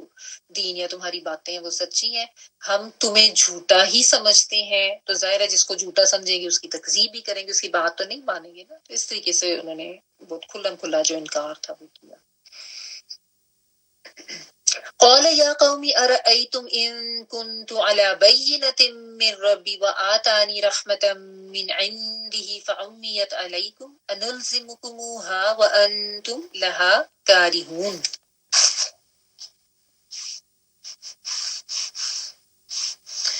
نوح علیہ السلام نے فرمایا، اے میری قوم بتاؤ تو صحیح، اگر میں اپنے رب کی طرف سے روشن دلیل پر ہوں اور اس نے مجھے اپنے حضور سے رحمت بھی بخشی ہو، مگر وہ تمہارے اوپر پوشیدہ کر دی گئی، تو کیا میں جبرن تم پر مسلط کر سکتا ہوں حالانکہ تم اسے ناپسند کرتے ہو؟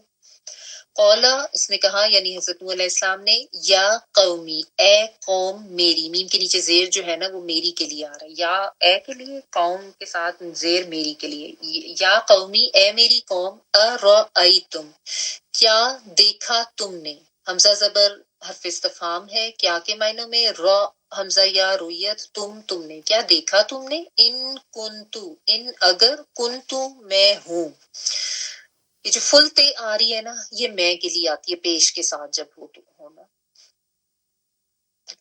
اگر تا ہوتا تو وہ تم کے لیے آتی. کنتو پیش کے ساتھ آ جائے فل تے تو وہ میں کے لیے ہوتی. کانا یکونو ہونا، ہوں تو میں. ان کنتو اگر ہوں میں، علا اوپر، بینتن ایک دلیل کے، بینہ کہتے ہیں کوئی بھی روشن واضح دلیل،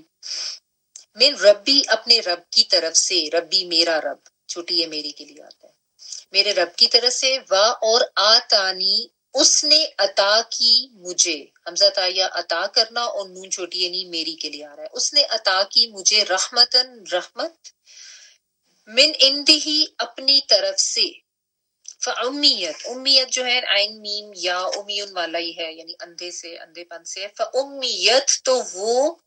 پوشیدہ کر دی گئی، چھپا دی گئی، تے جو ہے وہ مونس کے لیے آ رہا ہے، فَأُمِّيَتْ تو وہ چھپا دی گئی، علیکم تمہارے اوپر، یعنی تم سے تو وہ تمہاری نظر ہی نہیں آتی اس کے اوپر، کیا نلزمکموہا ہم لازم کر دیں اس کو، حمزہ زبر جو ہے وہ کیا کے معنوں میں، نون ہم کے معنوں میں، اور لام زے اور میم جو ہے نا یہ چپکانا، مسلط کرنا، جیسے الزام ہوتا ہے وہ بھی اسی روٹ ورڈ سے ہے، لام زے میم سے جو کسی پہ لگایا جاتا ہے. تو ہم لازم کر دیں تمہارے اوپر اس کو، کمو جو ہے نا یہ اصل میں کم ہی تھا، یہ بھی ایک اسلوب ہے عربی زبان کا، انلزمکمہا کی بجائے کموہا کر کے اس کی، یعنی آپ کر لیں اس کے پڑھنے کی روانی یا اس کی خوبصورتی کے لیے نا، کم کو کمو بھی بعض جگہوں پہ کر دیا جاتا ہے. تو نلزمکموہا کیا ہم الزام دیں یا لازم کر دیں یا چپکا دیں یا مسلط کر دیں تم سب کے اوپر ہا اس کو، یعنی وہ جو بینہ اور رحمت جو میرے اوپر جو تمہیں نہیں نظر آ رہی تو میں زبردستی تمہیں نہیں دکھا سکتا. وَأَنْتُمْ جبکہ ہو تم، لہا لیے اس کے، کارہون کراہت کرنے والے، ناپسند کرنے والے، کاف را اور ہا سے. اچھا، اب حضرت نوح علیہ السلام آگے سے کیا جواب دے رہے ہیں، یعنی سمجھا رہے ہیں، تبلیغ کر رہے ہیں، قوم کا نافرمانی کا، سرکشی کا رویہ. تو اب ان نے کیا کہا کہ دیکھو کہ ارأیتم کیا تم نے غور نہیں کیا، جیسے میں نے آپ کو بتایا نا یہ غور فکر کے معنوں میں بھی آتا ہے، ویسے نظر سے دیکھنے میں بھی آتا ہے، خواب دیکھنے کے معنوں میں بھی آتا ہے. تو یہاں پہ یہ غور کرنے کے معنی کہ کیا تم نے یہ اس چیز پر غور نہیں کیا کہ میں اللہ کی طرف سے ایک دلیل پر ہوں، اور پھر اللہ تعالیٰ نے مجھے نعمت رحمت بھی عطا کر دی. یہاں پہ دلیل یا بینہ جو ہے اس سے مراد نور فطرت ہے، وہی یعنی انسان کا سلیم الفطرت ہونا، کہ میں جو ہوں وہ اس طرح سے اپنی، میری فطرت بھی کیسی ہے، یعنی انبیاء جو تھے وہ اپنی قوم میں سے ہی اٹھائے جاتے تھے نا، تو لوگوں کو پتا ہوتا تھا، بالعموم تو یہی ہوتا تھا کہ اسی قوم میں سے اٹھایا جاتا تھا. تو وہ لوگوں کو پتا ہوتا تھا کہ کس طرح کی شخصیت ہے، کیسا انسان ہے، ٹرسٹ وردی ہوتے تھے، لوگوں کو اعتماد بھی ہوتا تھا، اور لوگ اچھی طرح سے ان کے اخلاق سے اور ان کے کردار سے واقف ہوتے تھے، ٹھیک ہے نا، کہ سچائی والے ہیں، ایماندار ہیں. اور انبیاء جو ہیں اللہ تعالیٰ کی طرف سے ایسی خاص پروٹیکشن میں بھی ہوتے تھے کہ فطرتاً توحید پر ہوتے تھے اور نیکی کی راہ پر ہوتے تھے، اور پھر غور و فکر کرتے تھے، تو مشاہدات کرا کے اللہ سبحانہ تعالیٰ ان کو ان کے یقین کو اور پختہ بھی کرتے تھے. جس حضرت ابراہیم علیہ السلام کے بارے میں ہم نے پڑھا کہ وہ ان کو شروع سے یہ چیز نہیں ٹھیک لگتی تھی کہ یہ سورج اور چاند اور ستارے اور بت جو ہیں یہ بھی کوئی انسان کے معبود ہو سکتے ہیں. تو یہ وہ بات ہے کہ میں ویسے بھی فطرت پر ہی تھا، ویسے بھی ایک ہدایت پر تھا، پھر اللہ تعالیٰ کی طرف سے رحمت یعنی نبوت کی صورت میں ایک رحمت جو ہے وہ بھی میرے اوپر اللہ تعالیٰ نے اپنی رحمت نازل کر دی. تم لوگ مجھے بڑی اچھی طرح سے جانتے ہو، تم لوگوں میں سے ہوں، کہنے کا مطلب ان کا یہ تھا کہ نہیں تم جانتے ہو کہ میں کیسا انسان ہوں، میں جھوٹا ہوں یا سچا، کیونکہ انہوں نے کہا نا بل نظنکم کاذبین کہ ہم تو تمہیں جھوٹا سمجھتے ہیں. تو اس کے جواب میں حضرت نوح علیہ السلام ان کو یہ کہہ رہے ہیں کہ چونکہ مطلب میں نے تمہیں ایک جو تمہارے عقائد و نظریات سے ان کی ہٹ کے بات کی، تو اس لیے تم نے مجھے جھوٹا کہنا شروع کر دیا، حالانکہ میں اتنے عرصے سے تمہارے درمیان رہ رہا ہوں، میرا اخلاق، میرا کردار، یہ سب کچھ تمہارے سامنے ہے. ہاں اللہ تعالیٰ کی طرف سے یہ ایک ظاہر رحمت میرے اوپر ہے کہ ظاہر فرشتہ آتا تھا، وہی ہوتی تھی، لیکن یہ چیز تم سے پوشیدہ رکھی گئی ہے. تو میں تو اپنا کام کر رہا ہوں، یعنی میں تو تمہارے تک اللہ کا پیغام پہنچا رہا ہوں، لیکن میں تمہارے اوپر زبردستی اس کو مسلط نہیں کر سکتا ہوں. ماننا تو تم نے خود ہی ہے، ٹھیک ہے، کہ اب وہ وحی کا آنا، اس کے لیے امیت کی بات اس طریقے سے بھی ٹھیک بیٹھتی ہے، اور اس کا ترجمہ یہ بھی ہو سکتا ہے کہ تمہارے اوپر، تمہارے دلوں پر، تمہاری آنکھوں پر ایسے پردے اللہ کی طرف سے ڈال دیے گئے ہیں تمہاری نفس پرستی اور تمہاری خود پسندی اور انا اور تکبر کی وجہ سے کہ تمہیں اب حق بات جو ہے وہ نظر نہیں آتی، یعنی تمہاری وہ فکر اور وہ صلاحیت ہی ختم ہو چکی ہے، تمہاری وہ بصیرت جو ہے وہ ختم ہو چکی ہے، اور تمہیں حق اور باطل اور اس کا فرق نظر نہیں آتا، تمہارے معیار ہی بدل چکے ہیں بالکل. اور تم اس اتنی واضح چیز کو بھی اب دیکھنے سے رہ گئے ہو یا عاری ہو گئے ہو، کیونکہ تم لوگوں نے اپنی فطرت کو ایسے مس کر لی. کیونکہ دیکھیں نا، جو انسان جانتے بوجھتے بھی انکار کرے اور جانتے بوجھتے آنکھیں بند کر لے اور ہدایت کی طرف نہ آئے، تو پھر اس کو اسی راستے پہ دھکیل دیا جاتا ہے، گمراہی کی طرف. اور انہی کے لیے کہا جاتا ہے سمن بکمن عمی فہم لا یرجعون، کہ یہ ایسے گونگے اندھے بہرے ہیں کہ انہوں نے نہیں سننا، انہوں نے نہیں لوٹنا. تو یہ بات یہاں پہ کہی گئی. کیونکہ دیکھیں، اللہ سبحانہ تعالیٰ نے تو ہر انسان کو فطرت پر ہی پیدا کیا نا. فطرت اللہ التی فطر الناس علیہا، کہ اللہ تعالیٰ نے ہر انسان کو ایک فطرت پر پیدا کیا، اور وہ فطرت کا نور یا فطرتاً ایک اللہ کی پہچان یا بندگی اللہ سبحانہ تعالیٰ کی طرف سے تو انسان کے اندر رکھی گئی. لیکن وہی بات جس طرح کہ نبی صلی اللہ علیہ وسلم نے فرمایا کل مولود یولد علی الفطرہ، کہ ہر جو نیا بچہ ہے وہ تو فطرت پر ہی پیدا ہوتا ہے، لیکن پھر آگے سے اس کے والدین جو ہے اس کو بنا دیتے ہیں یہودی، نصرانی، مجوسی. تو یہ جو ہے نا، ان کنت علی بینۃ من ربی، کہ میں تو فطرت پر ہی ہوں، اور میری جو شخصیت اور میرے جو اخلاق اور عادات و اطوار وہ بھی تمہارے سامنے ہی ہیں. تو اور اسی طرح ہر انسان حق کل پا سکتا ہے اگر وہ اپنی فطرت کی آواز کو سنے، اگر وہ اپنی فطرت کو مسخ نہ کر لے. ٹھیک ہے نا. تو جو فطرت کی آواز نہیں سنتے، جو اس کو مسخ کر لیتے ہیں، جو دنیا کے پیچھے بھاگتے ہیں، اور وہی اس طرح کے لوگ ہوتے ہیں کہ جو پھر جن کا رویہ انکار والا، سرکشی والا ہوتا ہے، اور پھر ان کی جو ہے وہ اسی طرح کی بے بنیاد ڈیمانڈز ہوتی ہیں، جیسے ان کی تھی کہ تمہارے اوپر تو کوئی فضل ہی ہمیں نظر نہیں آتا. جیسا نبی صلی اللہ علیہ وسلم کو کہتے تھے کہ کوئی فرشتہ کیوں نہیں آ جاتا تمہارے پاس، کوئی معجزہ ہمیں کیوں نہیں کر کے دکھاتے. ٹھیک ہے نا. تو یہ ان کا معاملہ تھا کہ ان سے وہ فطرت کا نور ہی چھین لیا گیا تھا، ان کی وہ بصیرت ہی چھین لی گئی تھی. اس لیے وہ امیت کا ورڈ جو ہے نا، کہ ان پہ پوشیدہ ہو گئی تھی، چھپ گئی تھی، یعنی ان کے دلوں پر پردے پڑ گئے تھے، ان کی آنکھوں پہ پردے پڑ گئے تھے. اب دیکھیں، ویسے تو ہو یہ رہا تھا کہ وہ سردار اہل ایمان کو اور جو نبی ہیں ان کو، اللہ کو ماننے والے اور اللہ کی راہ پہ چلنے والوں کو ایک طرح کی احساس محرومی میں یا احساس کمتری میں مبتلا کر رہے تھے نا، یا ان کو حقیر سمجھ رہے تھے، یا ان کو برا سمجھ رہے تھے. لیکن نبی جو تھے انہوں نے الٹا ان لوگوں کو محرومی کا احساس دلایا کہ اصل میں تو تم ہدایت سے محروم کر دیے گئے ہو، اصل میں تو تم سے نور بصیرت چھین لیا گیا ہے، اصل میں تو تمہارے دلوں اور آنکھوں پر، کانوں پر پردے ڈال دیے گئے ہیں. یعنی اصل حقیقت تو یہی ہوتی ہے نا کہ اعتراض تو اہل ایمان پر کیا جاتا ہے، ان کو بے وقوف، پاگل اور موٹی عقل والا، اور یہ کیا اپنا نقصان کر رہے ہیں، یہ کہا جاتا ہے. لیکن اصل میں تو کہنے والے جو حق کا انکار کر رہے ہوتے ہیں یا حق پر چلنے والے انسان کا مذاق اڑا رہے ہوتے ہیں، اصل میں تو پردے ان کی عقل میں پڑے ہوتے ہیں. اصل میں تو بادی اور آئی وہ خود ہوتے ہیں، سطحی سوچ رکھنے والے اور موٹی عقل رکھنے والے، جو غور و فکر نہیں کرتے، جو ڈیپس میں جا کے سوچ ہی نہیں سکتے کہ سچائی کیا ہے. ٹھیک ہے. تو وہ اس طریقے سے لوگوں کے اوپر اعتراض کر رہے تھے، ان کو کمتر سمجھ رہے تھے اور ان کو محروم جان رہے تھے، جبکہ نبی نے آگے ان کو بتایا کہ اصل میں تو معاملہ تمہارا بگڑا ہوا ہے، تم لوگ ہدایت سے محروم کر دیے. وَيَا قَوْمِ لَا أَسْأَلُكُمْ عَلَيْهِ مَالًا إِنْ أَجْرِيَ إِلَّا عَلَى اللَّهِ وَمَا أَنَا بِطَارِدِ الَّذِينَ آمَنُوا إِنَّهُمْ مُلَاقُو رَبِّهِمْ وَلَكِنِّي أَرَاكُمْ قَوْمًا تَجْهَلُونَ.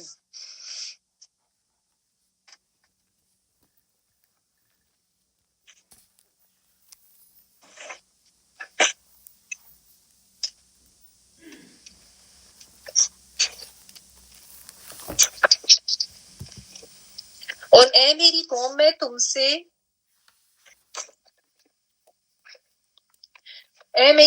تم سے اس پر کوئی مال و دولت طلب نہیں کرتا، میرا اجر تو صرف اللہ سبحانہ تعالیٰ کے پر ہے، اور میں ان لوگوں کو جو ایمان لے آئے ہیں دھتکارنے والا بھی نہیں ہوں. بے شک یہ لوگ اپنے رب کی ملاقات کا یقین رکھنے والے ہیں، یا رب سے ملاقات کرنے والے، اور میں تو در حقیقت تمہیں جاہل قوم دیکھ رہا ہوں. و یا قومی اور اے میری قوم، یا اے قومی میم زیر جو ہے وہ میری کے لیے، لا نہیں، اسألکم میں سوال کرتا تم سے، حمزہ زبر جو ہے میں کے معنوں میں، سین حمزہ لام سوال کرنا، کم تم پلورل کے لیے، علیہ اس پر مالن کسی مال کا، یعنی میں کوئی اجر نہیں مانگتا، ان اجریہ نہیں میرا اجر، آگے اللہ آ گیا نا تو ان کا ترجمہ نہیں ہو گیا، نہیں اجر میرا، چھوٹی یہ میں کے لیے آ رہی ہے، اللہ مگر اللہ ہی اوپر اللہ کے، وما اور نہیں، انا میں، بطارد الذین دور کرنے والا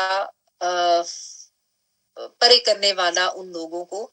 تو یہ را دال جو ہے نا اس کا مطلب ہوتا ہے کسی کو حقیر سمجھ کر اس کو ہٹانا، یا ایسے سختی سے اس کو حقیر سمجھ کے دور کرنا، بطارد الذین آمنوا ہٹانے والا، دور کرنے والا ان لوگوں کو جو ایمان لائے، انہم بے شک وہ، ملاقو ملاقات کرنے والے ہیں، لام کافیہ القا ہونا، ملاقات کرنا، اسی روٹ پر سے ورڈز ہیں، ربہم اپنے رب سے، ولیکنی لیکن میں، اراکم میں دیکھتا ہوں تم کو، حمزہ زبر جو ہے میں کے معنوں میں، را حمزہ یا رویت اور کم تم سب کو، قومن ایک قوم، تجہلون تم جہالت برتتے ہو، جیم ہاں اور لام۔ اچھا اب آگے سے نبی جو ہیں وہ ان کو کس طریقے سے سمجھا رہے ہیں، ان کی عقل کو جگا رہے ہیں کہ دیکھو میں اس میں کوئی تم سے کوئی مال تو نہیں طلب کر رہا، کوئی معاوضہ تو نہیں طلب کر رہا، یعنی اس میں میرا تو کوئی فائدہ نہیں ہے، یعنی میرے اندر کوئی لالچ کوئی طمع نہیں ہے، تم لوگ کو یہ لگتا ہے کہ شاید اس میں میرا فائدہ ہے، تو میرا تو اس میں کوئی فائدہ نہیں ہے، میں تو تم لوگوں کو بس سمجھانا چاہ رہا ہوں تمہارے فائدے کے لیے، ٹھیک ہے، اور اسی سے جان لو کہ میری نیت سچی ہے کہ مجھے اس میں کوئی ریوارڈ کوئی ریٹرن نہیں چاہیے، اور میرا جو اجر ہے وہ تو اللہ کے ہی ذمہ ہے۔ تو اسے یہ بھی پتہ چلتا ہے کہ ایک دائی جو ہے نا اس کو اپنا ریوارڈ اپنا اجر اللہ سے ہی لینا ہے، لوگوں سے نہیں لینا ہوتا، یعنی وہ لوگوں کی طرف سے تعریف یا اپریسیشن کا خواہاں نہ ہو، اور اس کو یہ یقین ہونا چاہیے کہ اللہ کا کام ہے، اللہ کی طرف سے اللہ کی بات اللہ کا پیغام آگے پہنچانا ہے، تو اللہ کے اوپر اجر جو ہے وہ پھر اللہ کی ذمہ داری ہو جاتا ہے، اللہ کے لیے لازم ہو جاتا ہے اس کا اجر دینا، ٹھیک ہے، تو اللہ ہی اللہ کے ذمے ہے۔ تو یہ بات بھی انہوں نے ان کو بہت کلیئر کی، کیونکہ دیکھیں انبیاء تو ہر طرح کے لالچ اور طمع سے مبرہ ہوتے تھے نا، یہ تو عام لوگوں کی صفات ہوتی تھی، جو دنیا دار لوگ ہوتے تھے ان کو اپنی سرداریوں کی اور اپنے مال و دولت کی فکر ہوتی تھی، تو اور ساتھ وہ جو یہ بات کر رہے تھے کہ یہ تو ایوی غریب غربا سے حقیر سے لوگ ہیں، عقل بھی ان میں کوئی نہیں ہے، بے عقل لوگ ہیں، تو وہ آگے سے ان کو یہ کہہ رہے ہیں کہ میں تو ان ایمان والوں کو اپنے سے دور نہیں کر سکتا، کیونکہ ان کا یہ بھی عموماً جو یہ لیڈس ہوتے ہیں ان کا یہی مطالبہ ہوتا ہے نا، جیسے نبی صلی اللہ علیہ وآلہ وسلم سے بھی وہ سردار یہ مطالبہ کرتے تھے کہ یہ کیوں آپ کے ارد گرد بیٹھے، ان کو اٹھائیں پھر ہم آپ کے پاس آ کے بیٹھیں گے، تو یہ بالکل وہی معاملہ تھا، اسی لیے ان کو سمجھانے کے لیے بھی، نبی صلی اللہ علیہ وآلہ وسلم کو بھی سمجھانے کے لیے، تمام اہل ایمان کو سمجھانے کے لیے، اور تمام کفر کرنے والوں کو سمجھانے کے لیے یہ واقعہ یہاں پہ بیان کیا جا رہا ہے کہ تم لوگ کو ان کو چاہے حقیر سمجھو، ان کو برا سمجھو، لیکن تمہارے کہنے پہ میں ان کو اپنے طرف سے دور نہیں کر سکتا، میں ان کو اپنے آپ سے ہٹا نہیں سکتا ہوں، کیونکہ وہ اپنے رب سے ملنے والے ہیں، ایمان والے ہیں، اہل ایمان ہیں، اپنے رب سے ملنے والے ہیں۔ اب دیکھیں رب سے تو سب نہیں ملنا ہے، تو خالی ان کے بارے میں کیوں کہا گیا انہم ملاقو ربہم، کیونکہ یہ اہل ایمان جو ہوتے ہیں ان کو اصل میں یقین ہوتا ہے اپنی رب کی ملاقات کا، جو ان کے اعمال میں بھی نظر آتا ہے اور ان کے قول میں بھی نظر آتا ہے، ٹھیک ہے نا، تو اصل بات تو یہی ہے نا، اصل حقیقت تو وہی ہے پھر جس پہ انسان کو ایمان بھی ہو اور پھر اس کے مطابق وہ عمل بھی کرے، ورنہ بہت سے ماننے والے بھی عمل اس کے برخلاف ہی کرتے ہیں۔ تو انہوں نے کہا کہ میں ان کو اپنے سے دور نہیں کر سکتا۔ حضرت عبداللہ بن ام مکتوم کا واقعہ آپ سب کو پتا ہوگا نا، کہ ایک دفعہ نبی صلی اللہ علیہ وآلہ وسلم قریش کے بڑے اہم بڑے بڑے سرداروں کو سمجھا رہے تھے، اللہ کا پیغام پہنچا رہے تھے، تو وہ نبینا صحابہ تھے، وہ آتے ہیں تو نبی صلی اللہ علیہ وسلم نے ان کی طرف دیکھ کے ایسے ان سے تھوڑا سا رخ پھیرا کہ اس وقت آپ صلی اللہ علیہ وسلم کی توجہ جو تھی وہ زیادہ ان سرداروں کی طرف تھی. اس کی وجہ صرف یہ تھی کہ آپ صلی اللہ علیہ وسلم چاہتے تھے کہ یہ سب ایمان لے آئیں گے, سردار ایمان لے آئیں گے تو باقی لوگ بھی لے آئیں گے. تو وہ عبس و تولی والی صورت جو ہے یہ آیات اسپیشلی اللہ سبحانہ تعالیٰ نے نازل کر دی. اصل میں تو وہ جہاں نبی صلی اللہ علیہ وسلم کو نصیحت مقصود تھی, وہاں پہ ساتھ ساتھ جو یہ قریش کے سردار تھے نا, ان کو ان کی اوقات بتانا بھی مقصود تھا کہ تم اپنے آپ کو بڑا سمجھتے ہو, مالدار سمجھتے ہو اور سمجھتے ہو تمہارا بڑا سٹیٹس ہے. اللہ کے نزدیک ایسے کوئی مقرب نہیں ہوتا. اللہ کے نزدیک وہ غریب اور مسکین اور نابینا جس کو تم اپنے سے کمتر سمجھ رہے ہو, وہ تم سب سے زیادہ مقرب ہے اور وہ سب سے زیادہ اہمیت رکھنے والا ہے. تو اللہ تعالیٰ کے نزدیک تو اہمیت ایمان کی ہے, تقوی کی ہے. اور آپ دیکھیے جو ایلیٹس ہوتے ہیں نا, ان کا ہر دور میں عمرا کا یہی معاملہ ہوتا ہے کہ ہماری کالونیز علیحدہ ہوں, ہماری مارکیٹس علیحدہ ہوں, ہماری ملنے جلنے کے کلبز علیحدہ ہوں, ہماری جو ایکٹیویٹیز ہیں وہ سب سے, یہ اپنے آپ کو جو ہے ایک اس میں رکھتے ہیں نا تھوڑا علیحدہ سے یا سیپریٹ کر کے, ٹھیک ہے, اور باقیوں کو حقیر سمجھتے ہیں یا ان کو دور رکھتے ہیں. تو وہی بات ہے کہ یہ انسانی فطرت اور انسانی سوچ اور آپ کہہ لیں کہ رہا, جبکہ اللہ اور اس کے رسول کو ماننے والے, آخرت کو ماننے والے, وہ تو عاجز لوگ ہوتے ہیں, اور وہ چاہے وہ کمزور ہوں, چاہے وہ حقیر ہوں, غریب بھی ہوں, تو اللہ کے ہاتھ ان کی بہت اہمیت ہے. تو فرمایا کہ وہ اللہ سے ملاقات کا چونکہ یقین رکھتے ہیں, اس لیے وہ اللہ کے نزدیک بھی بہت یعنی اہم ہے, اللہ کے ہاں بہت مقرب ہیں, بہت زیادہ معزز ہیں. جبکہ تم لوگ جاہل ہو, تم بے علمی کی بات کر رہے ہو. جہالت یہ بھی ہو سکتی ہے کہ انسان کو علم نہ ہو, اور علم ہو اور اس کے مطابق عمل نہ ہو, یا علم نہ ہو اور اس بے عملی اس طرح کی ہو, تو وہ بھی جہالت ہے. ٹھیک ہے نا, لا علمی بھی اور بے عملی بھی سبھی جہالت میں آ جاتے ہیں. تو تم یعنی ہدایت سے لا علم ہو, تم حق سے لا علم ہو, تم اپنے انجام سے بھی لا علم ہو, اور جو تمہیں کرنا چاہیے وہ عمل تمہارا ہے نہیں, تو تم اصل میں جاہل لوگ ہو. یہ تو اصل میں ایمان والے ہیں اور یہ اصل عقل رکھنے والے ہیں. تمہیں جو کرنا چاہیے تم وہ نہیں کرتے ہو. جس طرح نبی صلی اللہ علیہ وسلم کی سورۃ کہف میں آتا ہے نا, فرمایا وَاصْبِرْ نَفْسَكَ مَعَ الَّذِينَ يَدْعُونَ رَبَّهُمْ بِالْغَدَاةِ وَالْعَشِيِّ وَلَا تَعْدُ عَيْنَاكَ تُرِيدُ زِينَةَ الْحَيَاةِ الدُّنْيَا. اس میں بھی یہی تھا کہ آپ کی جو اللہ کی رضا چاہنے والے ہیں, اللہ کو پکارنے والے ہیں, جو صبح شام اللہ کو پکارتے ہیں, ان کے ساتھ رہیں, ان کے ساتھ جڑ کے رہیں. اور اس میں سورۃ الانعام میں بھی آپ نے اس طرح کا ایک پڑھا تھا کہ جو وَلَا تَطْرُدِ الَّذِينَ يَدْعُونَ رَبَّهُمْ بِالْغَدَاةِ وَالْعَشِيِّ يُرِيدُونَ وَجْهَهُ,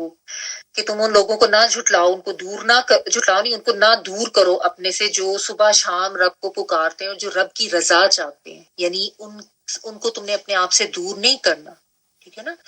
تو اب ہم اپنے آپ کو بھی ذرا چیک کر لیں کہ ہماری پسند کس طرح کی ہے. کیا ہم بھی حقیر یا غریب یا معاشرہ کا جو متوسط طبقہ ہوتا ہے اس کو کمتر سمجھتے ہیں, اپنے سے اپنے آپ کو خود کو ان سے برتر سمجھتے ہیں؟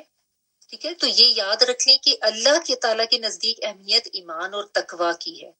اور اگر ہمارے اندر ایمان اور تقوی ہوگا نا, تو ہمیں ہر ایمان اور تقوی والا اچھا لگے گا, خواہ اس کا کوئی سٹیٹس نہ بھی ہو, خواہ وہ کتنا بھی غریب ہو. تو یہ انسان کی اندر کی سوچ جو ہے نا وہ ظاہر ہوتی ہے. جب ہم اندر سے یہ خیال رکھیں گے نا, ہمارے اندر تکبر ہوگا, ہمارے اندر کبریائی ہوگی, بڑا سمجھیں گے, اپنے آپ کو بہت بہتر سمجھیں گے دوسرے سے, تو ہم دوسروں کو کمتر ہی سمجھیں گے. تو یہ تو ایک ٹیسٹ ہے نا انسان کا, کہ جو ہم سے کمتر ہے, چاہے مال و دولت میں یا ویسے کسی سٹیٹس میں, تو ہم ان کے ساتھ کیا رویہ رکھتے ہیں. ہم ان کو اپنے سے کمتر اور خود کو برتر سمجھتے ہیں. اور ہمارا معیار کیا ہے لوگوں کو پرکھنے کا, مال و دولت, سٹیٹس, یا ایمان اور تقوی. یہ اب ہمیں سمجھنے کی ضرورت ہے. اللہ سبحانہ تعالیٰ ہم سب کو قرآن مجید سمجھ کے پڑھنے اور اس پر عمل کرنے کی توفیق عطا فرمائے. وآخر دعوانا الحمدللہ رب العالمین. جی پلیز تلاوت پہ کرتے ہیں آیت 22 سے. لقد أرسلنا نوحا إلى قومه إني لكم نذير مبين ألا تعبدوا إلا الله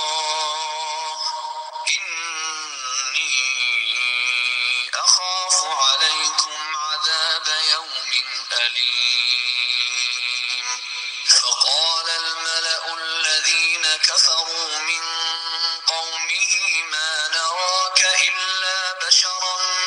مثلنا وما نراك اتبعك إلا الذين هم أراذلنا بادي الرأي وما نرى لكم علينا من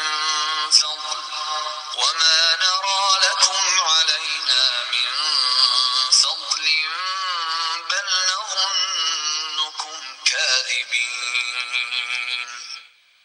This Herbiotics Biotin shampoo is a game changer. It's been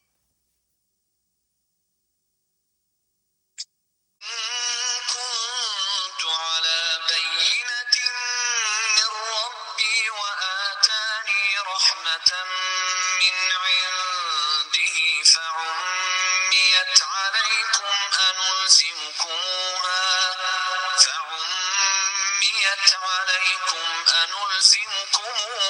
وأنتم لها كارهون. ويا قوم لا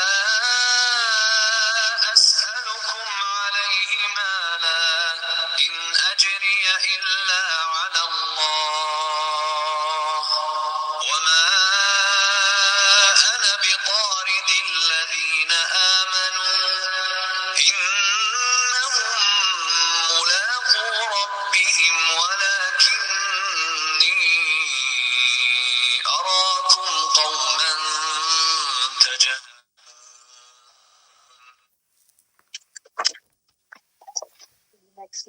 میرے سامنے تھوڑی سی ٹائم میں اس کا تسلی کریں کیونکہ یہاں ظہر کی اذان ہو جاتی ہے. سبحانك اللهم وبحمدك نشهد أن لا إله إلا أنت نستغفرك ونتوب إليك. سبحان ربك رب العزة عما يصفون سلام على المرسلين والحمد لله رب العالمين. بارك الله لي ولكم في القرآن العظيم ونفعني وإياكم بالآيات والذكر الحكيم. دعا کر لیجیے اپنے